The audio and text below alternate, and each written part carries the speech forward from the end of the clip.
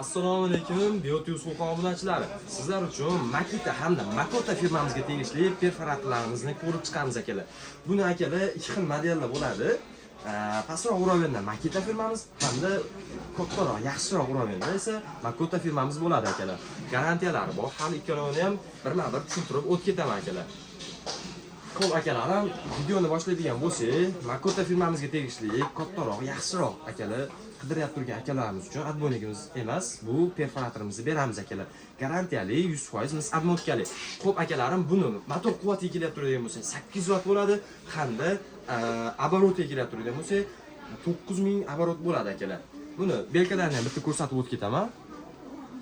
Xo'p, hamda akalar bundan pastroq uramen, lekin motori kuchliroq, mis admotkali degan akalarimiz uchun mana shunday adbonligimiz, ya'ni Makita firmamizga tegishli bo'ladi. Yana adbonlik deyapman. Makota firmamizni perforatori.